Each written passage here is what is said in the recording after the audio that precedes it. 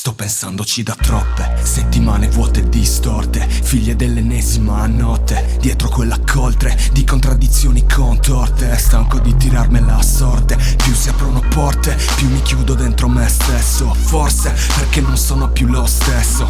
La verità è che sono come il mio laptop, quando sono pieno resetto. E ne ho le palle piene di passare casini vidi per fare poi redimerti adorando i santini. E nel mio caso ciò che esprime sotto esame, se tiri rimani in gioco ma in sospeso sulle spine come fanno i facchini. Scriviamo lettere tipo quelle da Iwo Jima, cerco di resistere proteggendomi sulla cima, fidandomi alla mia mira, comando del battaglione con la B davanti al nome, schierandomi in prima linea. Ehi oh, forse che ho bisogno di rilasso, passo in rassegna tutto quello che ho fatto.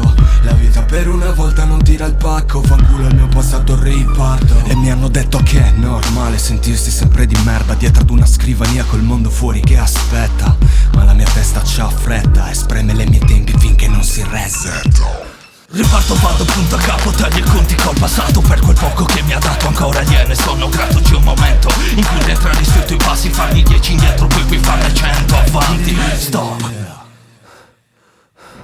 Metto in pausa tutto questo, testo dopo testo investo tralasciando tutto il resto. Punto tutto sul successo, magari mi daranno del venduto mentre rido al loro fallimento. Ogni volta che parli di me, che ritieni abbia tradito i miei principi sul rap, a un certo punto tutti quanti fanno il reset. Al nuovo me non servono morale perché tutto ciò che ho scelto, tutto ciò che voglio, gioia, gloria, rendimento ed orgoglio. Parole su un foglio che voglio pieno di carte, come il resto della vita tutte le altre sono chiacchiere.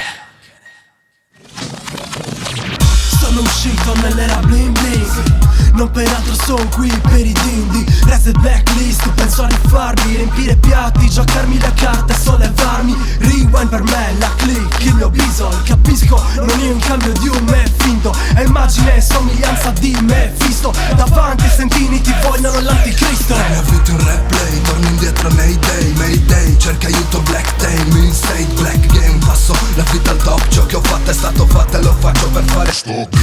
Faccio hip hop nella label, suonando nel groove in drum, e vedo scoop su YouTube che dici che il suono è grave. Torno indietro e mi riascolto il vecchio suono in playback, ma apro gli occhi e guardo avanti e mando tutto in reset.